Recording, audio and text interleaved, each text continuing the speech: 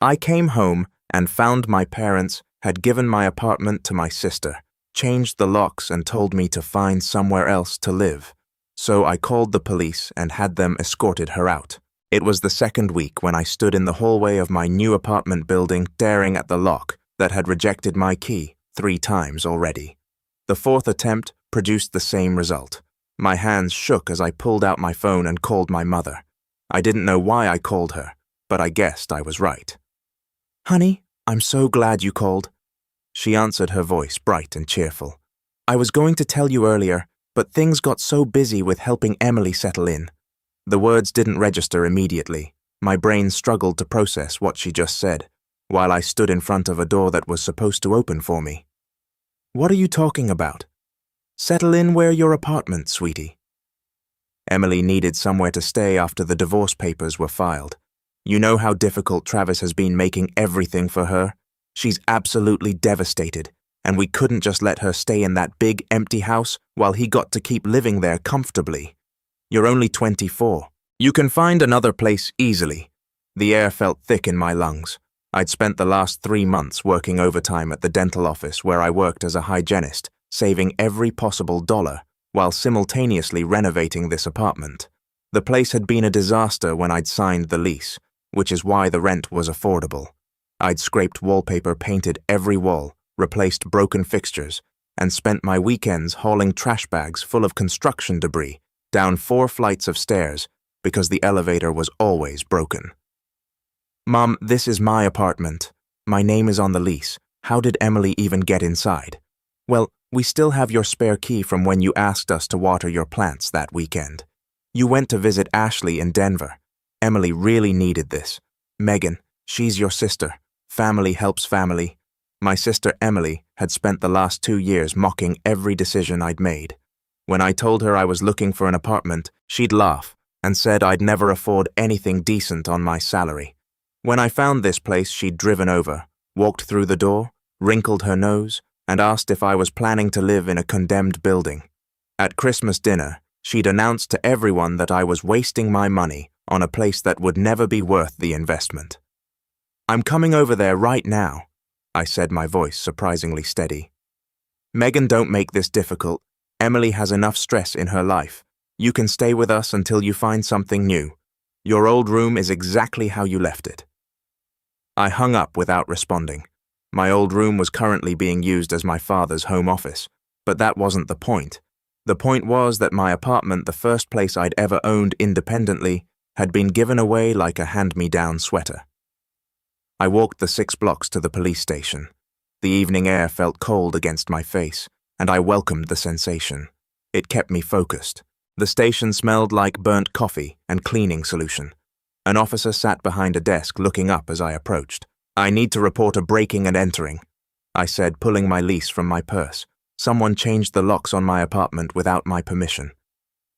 Officer Janet Reeves took down my information with practiced efficiency. She reviewed my lease, checked my identification, and made several phone calls. Within an hour, 2 officers accompanied me back to my building. One of them knocked on the door, while I stood slightly behind them. Emily answered, wearing one of my robes. Her eyes widened when she saw the police officers, then narrowed when she spotted me. "Megan, what is this? Did you seriously call the cops on your own sister, ma'am? Do you have documentation proving you have legal right to occupy this residence?" Officer Reeves asked. "My family helped me move in. My sister said I could stay here while I deal with my divorce." I said no such thing. I interrupted. "I didn't even know you were here until 30 minutes ago when my keys stopped working."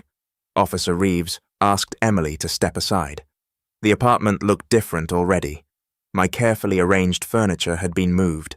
Emily's belongings were scattered across surfaces I'd spent hours cleaning and organizing. The kitchen counter held takeout containers and dirty dishes. A wine stain marked the coffee table I'd refinished by hand. "Ma'am, you're going to need to gather your belongings and vacate the premises," Officer Reeves said to Emily. "The lease is solely in Ms. Megan Foster's name. You have no legal right to be here, and changing the locks constitutes an illegal eviction. This is ridiculous. We're a family. Tell them, Megan. Tell them you're just being petty because you've always been jealous of me." I looked at my sister, really looked at her. Emily was 31 years old. She'd married Travis right out of college and had spent the following years living in a house his parents had helped them buy, driving a car his family business had provided, and working part-time at a job she complained about constantly but never quit. She built her entire life on the assumption that things would simply be given to her. "Officer, I want to press charges for breaking and entering and illegal eviction." Emily's face went pale. "You can't be serious. You broke into my home, changed my locks, and moved into a space you have no legal claim to." "Yes, I'm serious." My phone rang. Mom's name flashed across the screen. I answered on speaker. "Megan Rose Foster. The police just called your father. What have you done?" "Emily is crying. She says you're trying to have her arrested." "How could you be so cruel, Mom?" "Emily committed a crime. Multiple crimes, actually. She broke into my apartment and illegally evicted me from my own home. She's family. She needed help." "Then you should have offered her your home, not mine." "I spent 3 months renovating this place. I invested my own money, my own time, and my own physical labor into making it livable. Emily called it a condemned building. Now suddenly, it's nice enough for her to steal. We didn't steal anything. We were helping. Helping would have been asking. This was taking. There's a difference, and I'm done pretending there isn't." I hung up. Emily was packing her suitcases with sharp, angry movements.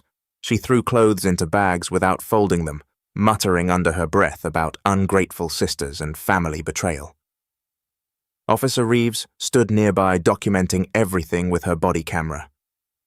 "I'll need a locksmith to come change these locks back," I said. "Can I get documentation of this for my landlord?" Officer Reeves nodded. "We'll provide you with a full incident report. I'd also recommend documenting any damage to the property for potential civil claims." I pulled out my phone and started taking photographs. The wine stain, the scratched hardwood floors where Emily had dragged furniture, a crack in the bathroom mirror, a burn mark on the counter near the stove. Each photo felt like evidence of something larger than property damage. Emily finished packing around 10 o'clock. She stood at the door with 3 suitcases and a look of absolute fury on her face. "Mom and Dad are never going to forgive you for this." "Maybe not," I said, "but I'll forgive myself, which matters more." The locksmith arrived 20 minutes after Emily left. He was an older man named Roger, who'd seen everything in his 40 years of working in the city. He changed the locks efficiently, while I cleaned the kitchen, scrubbing away the evidence of my sister's brief occupation. "Family dispute?" he asked as he tested the new keys. "Something like that. Seen it before. People think family means free access to everything, property, money, time. They that boundaries matter everywhere, especially with the people closest to us." I paid him in cash and locked the door behind him. The apartment felt different now, like a space I'd had to reclaim rather than simply inhabit. I spent the next 2 hours cleaning, documenting damage, and making a list of everything that would need to be repaired or replaced. My phone buzzed constantly. Messages from my mother, my father, my Aunt Patricia, and several family friends poured in. Each one carried the same basic message with slight variations. I was being selfish. Emily was suffering. Family supported each other unconditionally. I was making a difficult situation worse. I responded to exactly none of them. 3 days later, I filed a civil suit against Emily for the cost of repairs, the locksmith fee, and the emotional distress of being illegally evicted from my own home. My attorney, Lawrence Meadows, was a friend of a friend who specialized in landlord-tenant disputes and property law. "This is pretty straightforward," he said, reviewing the police report and my documentation. "Your sister committed illegal eviction, which is a serious offense. The fact that she changed the locks shows premeditation. She knew what she was doing was wrong, or she would have asked permission first. My family thinks I'm overreacting. Your family isn't paying your rent or your legal fees. They also aren't the ones who spent 3 months fixing up that apartment only to have someone break in and take it over. You're not overreacting. You're protecting yourself." The preliminary hearing happened 2 weeks later. Emily showed up with our parents. My mother wore her disappointed face, the one she perfected when I was 16, and came home past curfew. My father looked uncomfortable, like he'd rather be anywhere else. Emily's attorney tried to argue that the situation was a family misunderstanding that Emily had believed she had permission to stay in the apartment based on conversations with our mother. Lawrence methodically destroyed that argument by presenting my phone records showing I'd had no contact with Emily for 3 weeks prior to the incident, and presenting testimony from my landlord confirming that only I had ever been authorized to occupy the unit.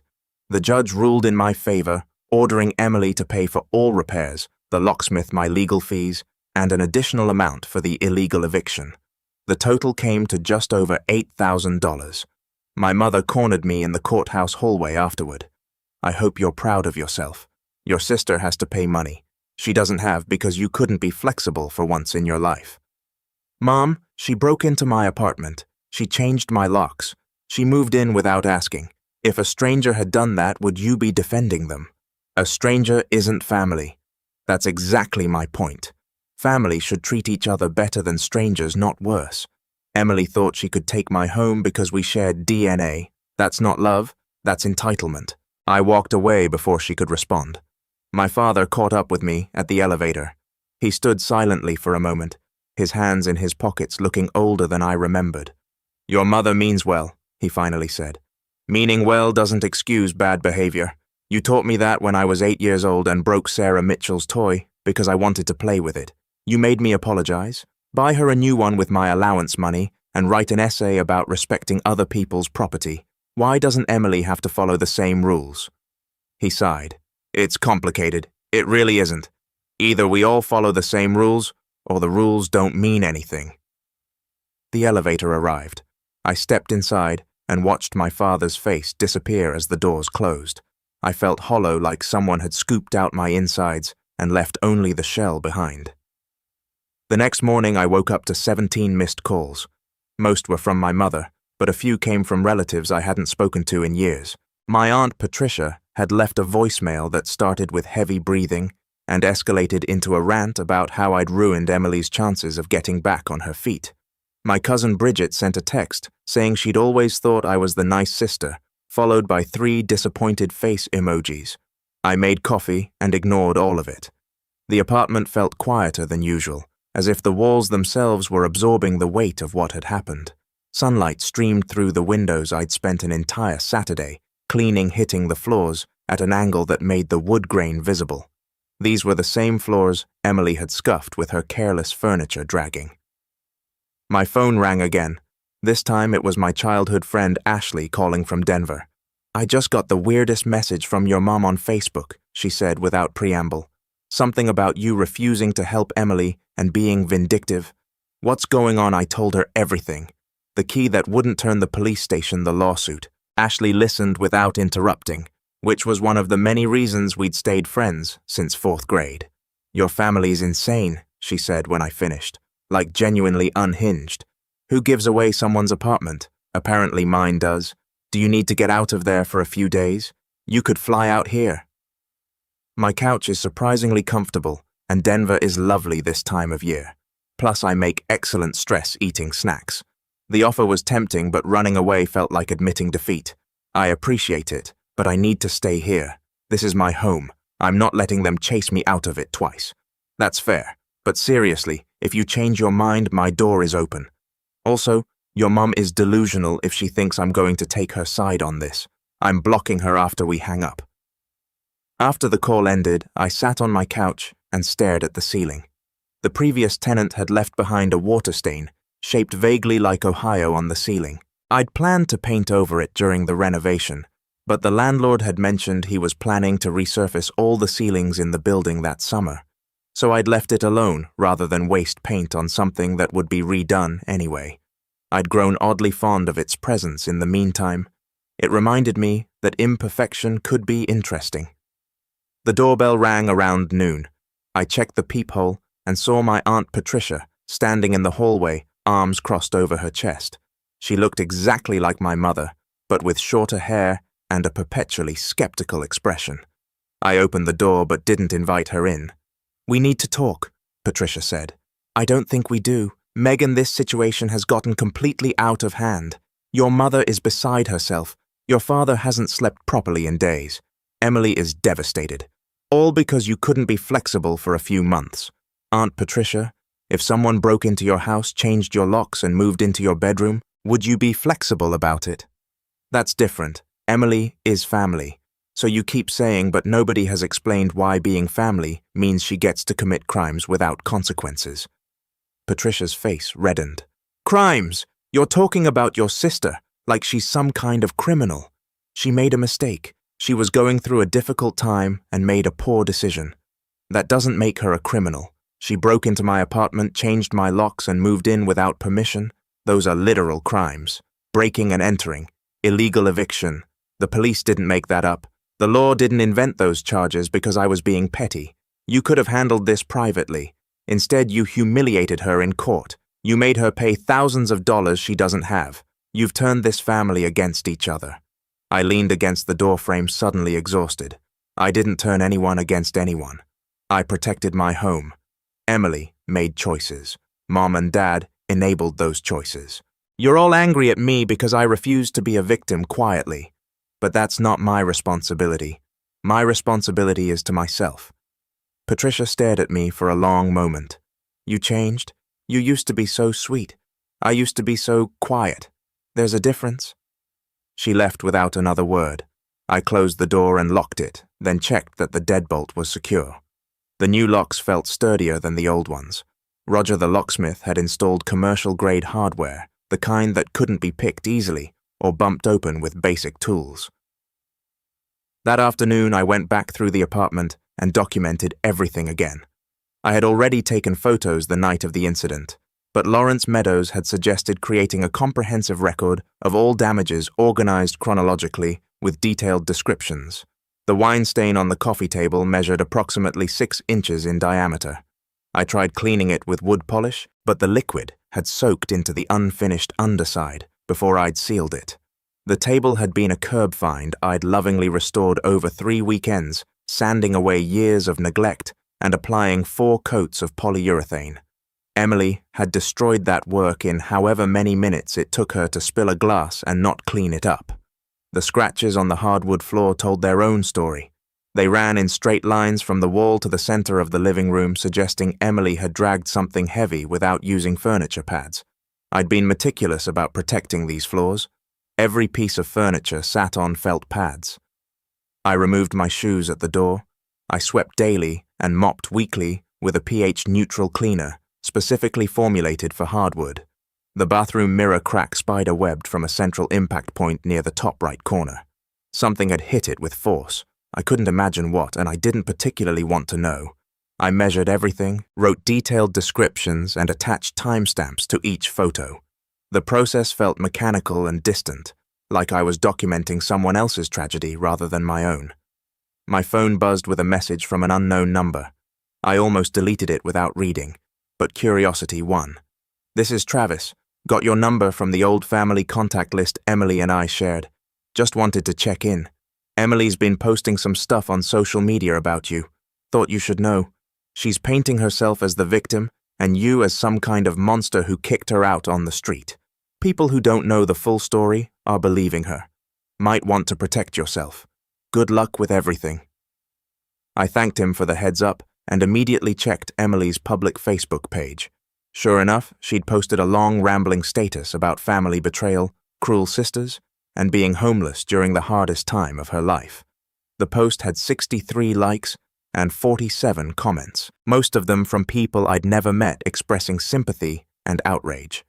One comment from a woman named Bethany Reed said she couldn't believe my own sister would do this to me and asked where I was staying, that I couldn't let Emily have one bedroom, adding that family is supposed to support each other no matter what. Another from someone called Mark said this was what's wrong with young people today, no compassion and no understanding of what sacrifice means. My first instinct was to respond to correct the record, to explain that Emily had broken into my apartment, but Lawrence Meadows had been clear during our initial consultation.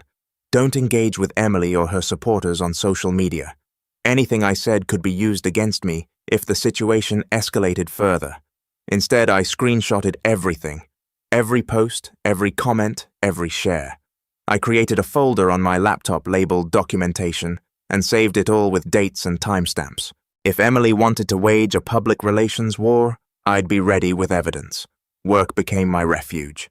The dental office where I worked was busy enough to keep my mind occupied during the day. My colleague Jennifer noticed something was wrong, but didn't push when I said I didn't want to talk about it. Instead, she brought me coffee and forwarded funny videos during our lunch breaks. Emily paid the judgment in installments over 6 months. Each payment arrived with no note, no apology, just a check with her signature. I deposited them and used the money to repair the damage she'd caused. The wine stain required professional cleaning. The hardwood floor needed refinishing in 3 places. The bathroom mirror had to be replaced entirely. During those 6 months, my life took on a strange new rhythm. I'd wake up, go to work, come home, and exist in a space that felt simultaneously mine and contested. Every time I unlocked the door, I felt a small rush of relief that the key still worked, that nobody had invaded again. Jennifer noticed the change in me. One afternoon during lunch, she set down her sandwich and looked at me directly. "You've been different lately, quieter. You used to talk about weekend projects and new recipes you wanted to try. Now you just sort of exist." "I'm fine," I said automatically. "You're surviving. That's not the same thing as fine." She was right, though. I didn't want to admit it. The apartment that had once felt like a triumph now felt like a fortress I had to defend constantly. I'd installed a security camera above my door, started keeping copies of my lease in multiple locations, and found myself checking that the locks were secure multiple times before bed. The second payment from Emily arrived with something extra. A letter from my mother slipped inside the envelope. I recognized her handwriting before I even opened it. The letter was 3 pages long, written on her monogram stationery in the careful cursive she'd learned in Catholic school. It began with Bible verses about forgiveness and family unity. It moved into detailed descriptions of how much Emily was suffering, how the divorce had devastated her, how she'd lost weight and couldn't sleep. It ended with a plea for me to drop the remaining payments and let this family heal. I read it twice, then filed it with the other documentation. No response felt adequate, so I sent none. The third month brought an unexpected visitor. I came home from work to find Travis sitting on the floor outside my apartment door, his back against the wall, scrolling through his phone. I tried calling. He said, standing up. "Hope it's okay that I just showed up. Is everything all right? Define all right. Emily's been calling me constantly. She wants me to talk to you, convince you to drop the lawsuit, maybe even let her move back in. She seems to think I have some kind of influence over you. We've spoken exactly once since your divorce proceedings started. I told her that she didn't care. In her mind, you're being unreasonable, and someone just needs to explain things to you correctly, and you'll suddenly see the light." He rubbed his face tiredly. "I spent 7 years living without logic. It never gets less exhausting." I unlocked the apartment and invited him in. He looked around with obvious interest, taking in the renovations, the carefully chosen furniture, the plants on the windowsill. "This is really nice," he said. "Emily showed me photos of what it looked like before you moved in. You did all this yourself, most of it?" "I hired someone for the electrical work because I'm not trying to burn the building down.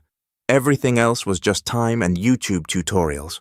She told everyone you'd picked this place, despite her, that you deliberately chose something run down so you could make her look bad for having a nicer house. The statement was so absurd, I almost laughed. I picked this place because it was what I could afford. The renovation was necessary because the previous tenant had basically destroyed it. Making Emily look bad never entered my mind because, shockingly, not everything I do is about her." Travis sat on the couch, the same one Emily had probably sat on during her brief occupation. "I believed her for a long time. Whenever she'd complain about you being jealous or competitive, I'd nod along because that's what you do when you're married. You support your spouse. But looking back, I can't think of a single time you actually did anything to her. She just interpreted your existence as an attack. Why are you telling me this? Because I want you to know you're not crazy. When everyone in your family is telling you you're wrong, it's easy to start believing them. But you're not wrong. What Emily did was illegal and selfish. You responding appropriately doesn't make you the villain, no matter how hard she tries to paint it that way." He paused, looking uncomfortable. "Also, the divorce is moving forward should be final in about 3 months. Emily keeps asking me to intervene with you, and I wanted you to know I'm not going to do that. What happened between you two is between you two." After he left, I sat in the growing darkness of my apartment and thought about validation. How much of the past few months had I spent questioning my own judgment, wondering if maybe I was being too harsh, too unforgiving, too rigid? Travis's words didn't erase those doubts entirely, but they helped quiet them. The fourth payment came with another letter, this one from my father. His handwriting was messier than my mother's, slanting heavily to the right, as if the words were trying to escape the page. He wrote about family dinners I was missing, about how my mother cried every Sunday when she set the table, and realized I wouldn't be there, about Emily's struggles to find a new apartment with an eviction on her record, about how hard it was to watch both his daughters suffer over something that could be resolved with a simple conversation. I wanted to write back and explain that there was nothing simple about this conversation, that the issue wasn't one apartment or one incident, but a lifetime of patterns I'd finally stopped accepting. But my father had always preferred surface-level peace to uncomfortable truth. A letter wouldn't change that. The dental office where I worked became my safe haven. Dr. Patricia Hammond, the dentist who owned the practice, was a no-nonsense woman in her 50s who built her business from nothing. She'd overheard me on the phone with Lauren Meadows one afternoon and had pulled me aside after my last appointment of the day. "Family drama?" she'd asked. Something like that. "I sued my brother 15 years ago over a business deal gone wrong. My parents didn't speak to me for 3 years. They came around eventually, but those 3 years were rough. Just want you to know you're not alone in this experience.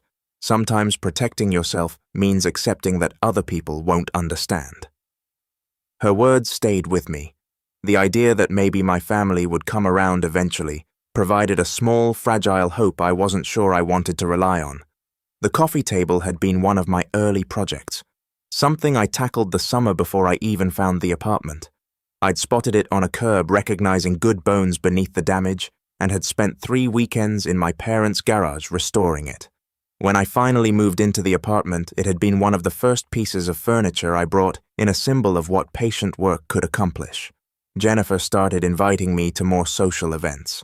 Game nights at her place, dinner with her boyfriend and his friends. A hiking trip that left me sore for 3 days. She never pushed me to talk about the situation, but her consistent presence reminded me that chosen family could matter as much as biological family. During one of these game nights, a woman named Tessa asked what I did for fun. I realized I didn't have a good answer. The apartment renovation had consumed my free time for months. Before that, I'd spent weekends visiting my parents or attending family functions. My hobbies and interests had gotten lost somewhere in the process of maintaining relationships that apparently only went one direction. "I used to paint," I said slowly. "Watercolors, mostly landscapes, and still life compositions. I haven't picked up a brush in probably 2 years. Why did you stop? I'm not sure. Life got busy. I guess other things seemed more important." That conversation stayed with me. The next day I went to an art supply store and bought a basic watercolor set, brushes and paper. It felt indulgent and slightly foolish spending money on something that wasn't strictly necessary. But that evening, I sat at my kitchen table and painted the view from my window. The painting was mediocre at best. My technique had gotten rusty, and I'd forgotten how to properly control water to pigment ratios. But the process of creating something, of focusing on brush strokes and color mixing instead of family drama and legal proceedings, felt like remembering how to breathe properly. I started painting regularly. After that, small studies of objects around my apartment. Abstract color compositions, attempts at portraiture that looked more like melted wax figures than actual humans.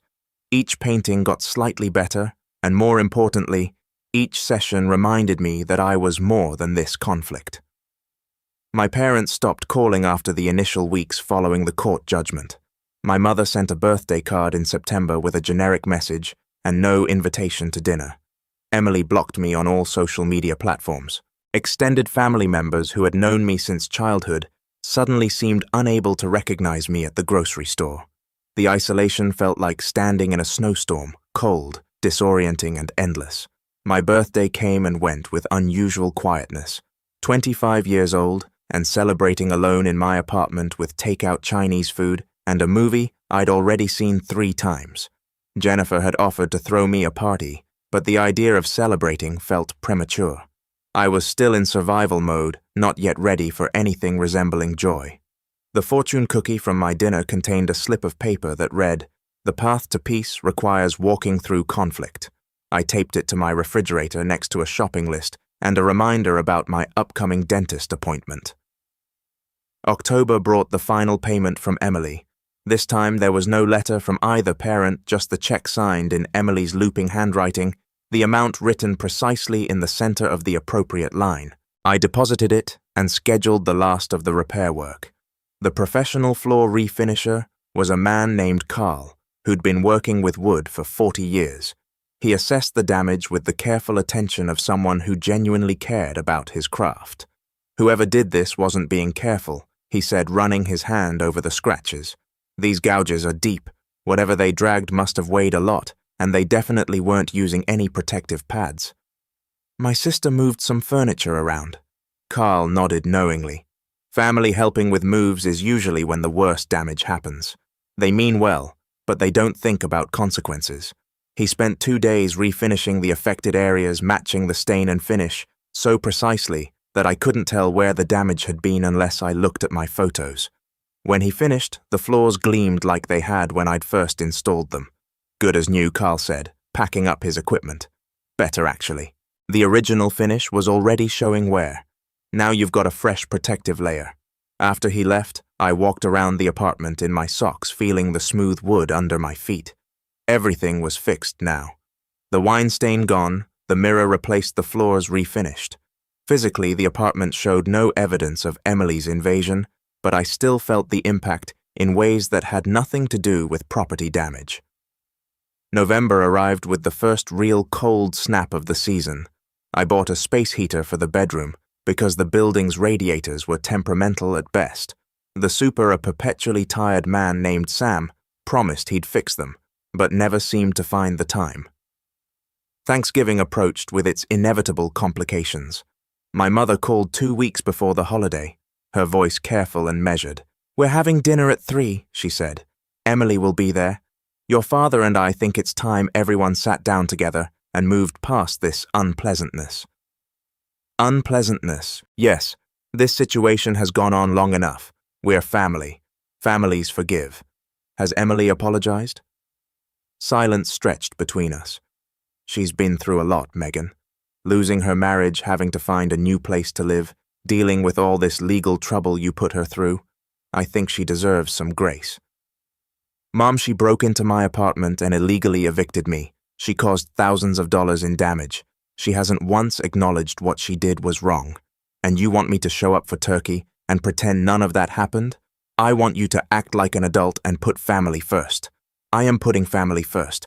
I'm putting myself first, which is something this family has never let me do without punishment. I hung up before she could respond. My hands were shaking and I felt nauseated. Standing up to my mother had never gotten easier, no matter how many times I did it. Jennifer invited me to her family's Thanksgiving when I mentioned I'd be spending it alone. My mom always makes way too much food, and my relatives are mostly harmless. Plus, my little nephew is at that age where everything he says is accidentally hilarious. I accepted gratefully. Accepted. Her family welcomed me without asking invasive questions. Her mother, Susan, simply said she was glad I could join them. Her nephew, a 5-year-old named Caleb, spent most of dinner explaining the complex political dynamics of his kindergarten class. Brandon thinks he's the boss because he's the tallest, but Emma is actually in charge because she knows where the teacher keeps the good stickers. Caleb explained seriously. It's a whole thing. I laughed for the first time in weeks. Real laughter, the kind that came from genuine amusement rather than polite social obligation. Jennifer caught my eye across the table and smiled. On the drive home, I thought about chosen family versus biological family. Susan had treated me with more warmth in one evening than my own mother had shown in months. Caleb had shared his carefully hoarded Halloween candy with me, declaring that I seemed nice enough to deserve the good chocolate. These strangers had made space for me without demanding I earn it through suffering or submission. December arrived with holiday decorations appearing throughout the city. My building super hung tired-looking garland in the lobby, that drooped sadly between the mailboxes. I bought a small artificial tree for my apartment. Nothing elaborate, just something to mark the season. Decorating it alone felt melancholic. I remembered childhood Christmases with Emily, back when we'd been allies instead of adversaries. She'd been the one who taught me how to string popcorn garland. I'd been the one who could reach the high branches to hang ornaments. We'd worked together, argued over tinsel placement, and ultimately created something we were both proud of. When had that partnership dissolved? I couldn't pinpoint an exact moment. It had been gradual, like erosion. Small comments that diminished my achievements, subtle competitions. I hadn't realized I was participating in comparisons that always positioned me as lesser, younger, not quite enough. Maybe it had started when I'd gotten into my first choice college, and she'd seemed irritated rather than happy for me. Or when I bought my car with money I'd saved from working 2 part-time jobs, and she'd commented that it was a starter car compared to the one Travis had bought her. Or maybe it went back further to childhood dynamics I'd been too young to recognize as unhealthy. My phone buzzed with a message from Lawrence Meadows. Final payment cleared, case officially resolved. You did good standing up for yourself. Most people wouldn't have. I stared at the message for a long time. The case was resolved, but nothing felt finished. I had my apartment back. The damages were repaired, and Emily had paid what she owed. But the emotional aftermath remained unresolved, hanging in the air like humidity before a storm. Christmas came and went. My parents sent a generic card with both their names printed at the bottom. Emily posted photos on Facebook of herself at what appeared to be a beach resort, smiling widely with a drink in her hand and a caption about new beginnings and leaving toxic people behind. I screenshotted the post and added it to my documentation folder, though I wasn't sure why. The legal case was over, but some part of me wanted evidence that this had all really happened, that I hadn't imagined the entire thing. But my apartment was mine. Every morning I woke up in a space I created, protected, and fought for. The walls were the color I had chosen, the furniture was arranged exactly how I wanted it. The coffee table bore no wine stains, only the books I'd been meaning to read, and the plants I kept forgetting to water. 6 months after the incident, around mid-September, I ran into Travis Emily's ex-husband at a coffee shop downtown. He was with a woman I didn't recognize, both of them laughing at something on his phone. "Megan," he said, spotting me in line. "How have you been?" "Good. Really good, actually. This is Andrea. Andrea, this is Emily's sister." Andrea smiled warmly.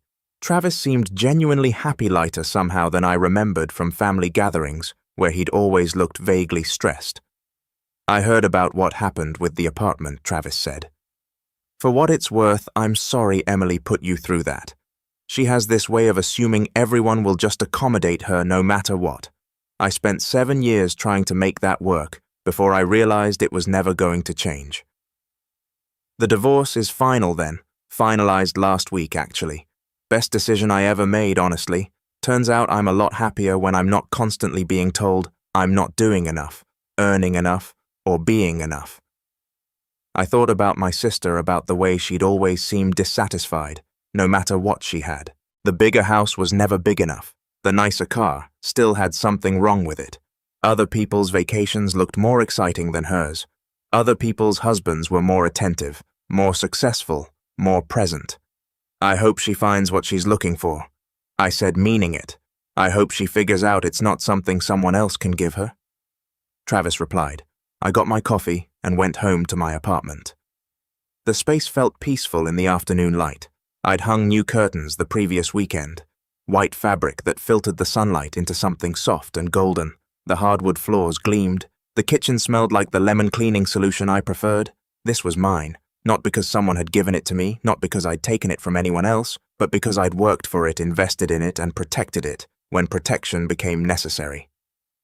My phone buzzed. A message from Jennifer asking if I wanted to come to her place for dinner. Her boyfriend was grilling, and she'd made too much potato salad. I accepted the invitation and grabbed a bottle of wine from the cabinet, making sure to use a coaster under my glass before leaving. The elevator worked for once. I rode down 4 floors, thinking about boundaries and family and the difference between loving someone and letting them hurt you. The conclusions I reached weren't particularly comforting, but they felt true in a way that mattered. Outside, the city moved around me with its usual chaos. People rushed to catch buses, walked dogs, carried groceries, argued on phones, laughed with friends. Somewhere in the city, my sister was living her life. Somewhere else, my parents were probably having dinner and wondering where things had gone wrong with their youngest daughter. I walked toward Jennifer's apartment, the wine bottle swinging gently in my canvas bag. The evening air felt cool and clean. Tomorrow I'd wake up in my own bed, make coffee in my own kitchen, and get ready for work in my own bathroom, with its new mirror that reflected everything clearly, without any cracks distorting the view. That felt like enough. More than enough, actually. It felt like everything I'd been working toward without quite realizing it, until someone had tried to take it away. Some lessons arrive wrapped in anger and hurt, delivered by the people we're supposed to trust most. Those lessons cost more than others, but they teach us things we can't learn any other way. I thought about the version of myself who'd stood in that hallway a month ago, key refusing to turn in the lock, calling my mother with confusion and rising panic. She felt like a different person now. Not harder exactly, but clearer about where she ended, and other people began clear about what she deserved and what she refused to accept. The boundary between family and doormat had always existed. I just finally learned it where to draw the line.